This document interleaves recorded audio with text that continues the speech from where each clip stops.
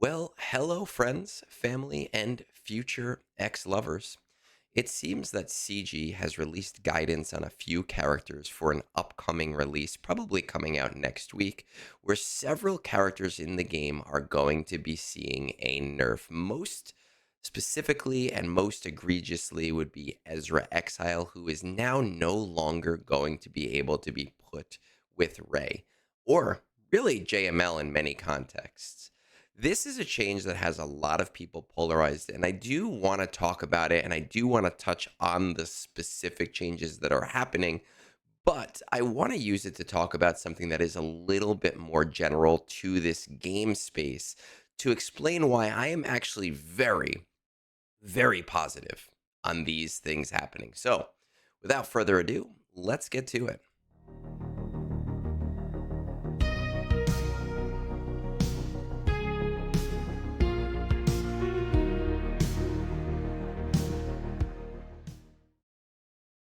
Yesterday night, CG, or Meathead specifically, released this post about a couple of character kit adjustments that are coming to the game. And there are some that are exciting, there are some that are a little bit confusing, and then again, there are some that are a little bit polarizing. So, first off, we do have Gunging Phalanx. His Galactic Challenge Omicron is going to be switched over to a TW Omicron, making the Gungan team a little stronger in territory wars. I don't really particularly care because it's very rare that you find a guild that cares that much about territory wars, but it does at least make this Omicron not useless. And you can see it right here. Our updated Omicron change at the start of the first turn, the ally shield generator gains 3 stacks of plasma shielding. Enemies can't assist if they are targeting Phalanx. Whenever an enemy is defeated, all Gungan allies gain 100% evasion for 1 turn. Whenever a Gungan ally uses a special ability for the next 2 turns, all Gungan allies have 20% offense, and their basic abilities expose the target enemy for 1 turn. Whenever a Gungan ally inflicts defense down, all Gungan allies gain offense up for 1 turn. Whenever any Gungan ally attacks out of turn, they remove 10% turn meter from the target enemy. I know that I'm just going to throw this on defense and see what happens, but again, TW is one of those game modes that needs an update stat, and I don't think that this is going to move the needle other than for players who already have it. I don't want to really talk about each and every specific change here because that's not the purpose of the video, but just to kind of give you that TLDR, Marin is no longer going to work against Jabba because her Omicron, which provides her with tons and tons of TM gain whenever she dies or somebody else dies, will no longer work against Galactic Legends. This is an interesting change since this is something that has been in the game for multiple years, and it begs the question, why is CG doing this now? But I will get to that. Ahsoka has an added unique ability, or added to her unique ability, that allows the true damage to be fatal, right? There is no clause here that keeps characters from dying because of this true damage. And she is now immune to blind, which also begs a few theories for me as well in terms of why they are changing or making this change. Ezra Exile is essentially seeing a lot of if all allies are Spectre added into his kit to kind of pull away his usefulness with Rey, as well as his usefulness with JML, meaning that he is going to be going back to Ahsoka probably full time. There isn't too much else here. So let's talk about this in the context of why they are doing this, right? Number one, I fully believe some of these things have been in the game for so long that to me it doesn't even really make sense. I think that what's happening here is that while CG is developing either the Rhoda the Hutt squad or developing the new GL squad that is coming out, that there are certain interactions that they don't want to see happen. We have seen this a lot in the past with this game, and I've talked about a couple of specific changes in the past where CG has done nothing for a bug until there is a reason to do something to fix a bug.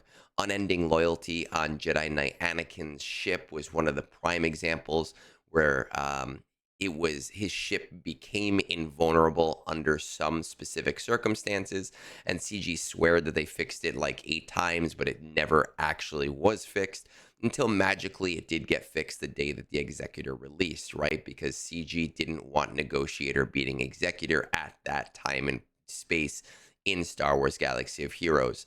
I am expecting that a lot of these changes, other than the Gungan Phalanx Omicron, have to do less with what is currently in game and more to do with what they're expecting to come out in the game in the near future. The one glaring omission here that I don't necessarily think is tied to that is Ezra. I do think that Rey has been such a problem throughout the development space of this game because of how open ending her development was, with being basically for any light side units. A lot of players have criticized CG for this, but I will remind them that Star Wars Galaxy of Heroes was in a very different place when Rey came out. She was part of the first Galactic Legend push. There was no Conquest at that point, or Conquest characters. There were no Omicrons. It didn't seem as egregious. And in fact, her squad back at release was mostly Resistance characters, with like Revan sometimes thrown in there and GK sometimes thrown in there, though there also wasn't a JML squad to pull them from, so it didn't really necessarily matter. It has caused some problems and some jokes for CG, where any light side conquest unit, we obviously first test with Rey to see what happens. And we've learned with Satil Shan that this is a problem that is going to persist, and CG does need to be more careful. But when talking about these changes from a less specific point of view and from a more general point of view, I am very pro CG making these balance passes overall. I do think that with the Ezra change, there is a very small subsection of players who are getting unfairly screwed here. As an end game player, I am fine. I'm just gonna shift him over to my Ahsoka squad. For players who are working on Ahsoka, they are fine.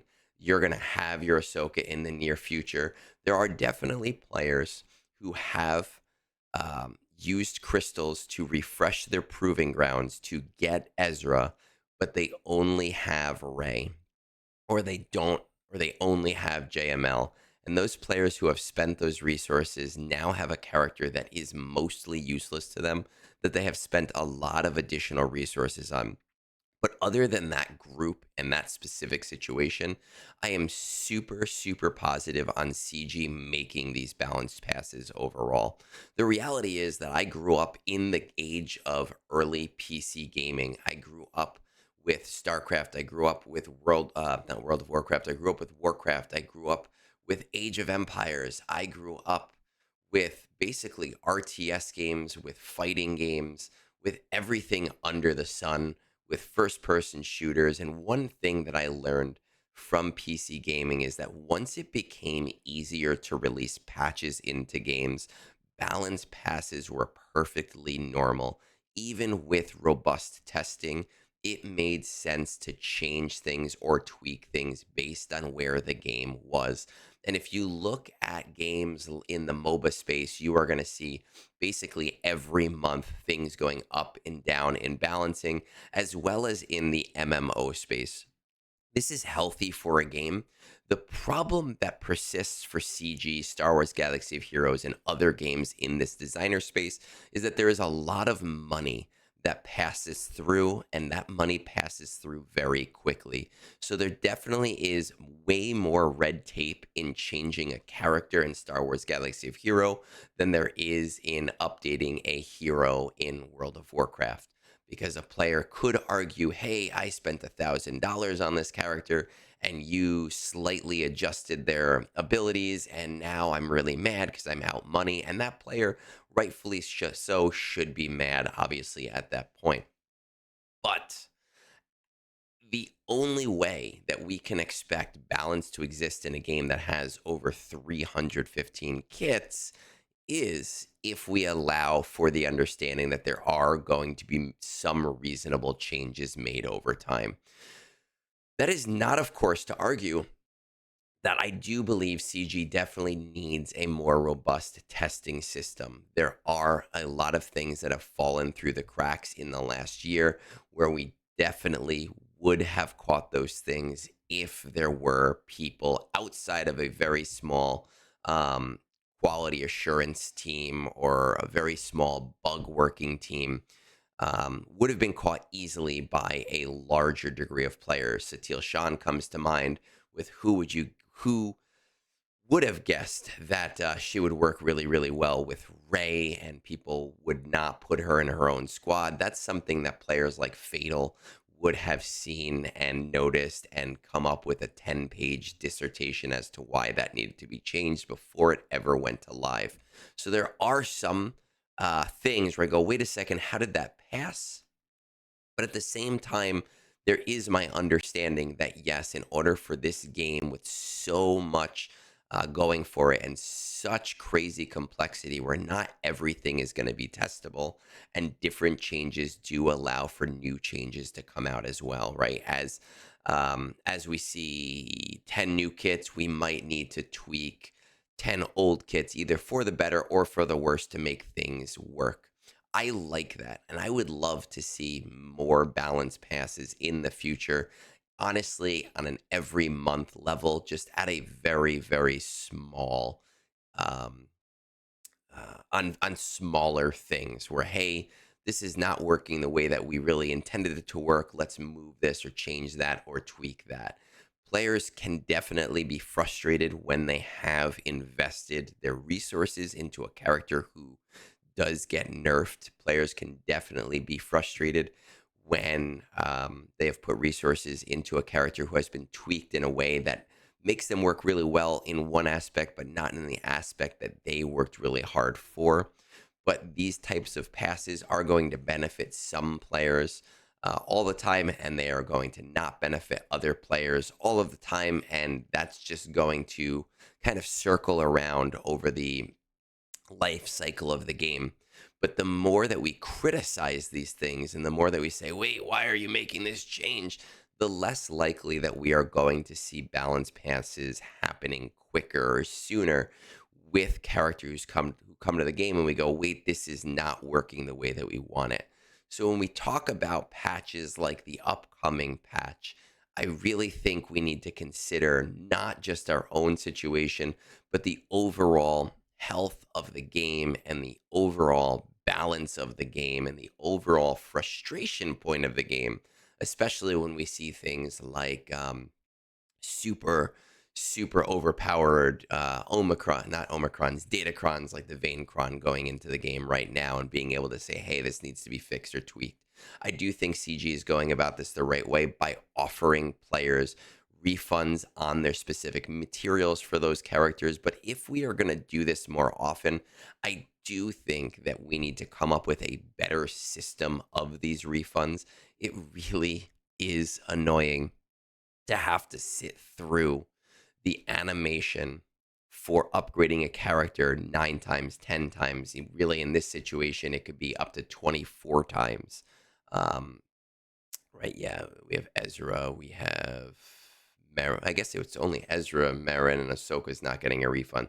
So it'd be up to 20 times at that point, where there's got to be a way that you can put a button on that character's page that is, I don't know, active until I accept that I want her to be where she is, or give me a slider so that I can do it in 2 button clicks or 3 button clicks instead of 40 button clicks. Like, please, CG, I fully support you making these balance passes, but make it easier for me to upgrade these characters again, because doing multiple relic levels in a row is such an annoying experience when you're doing it on characters that you've already upgraded in the past.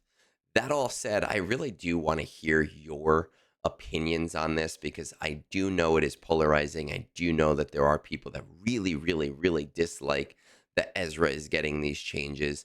But there are also many players that I have talked to who really feel happy that Ray is not going to be this insane powerhouse squad anymore.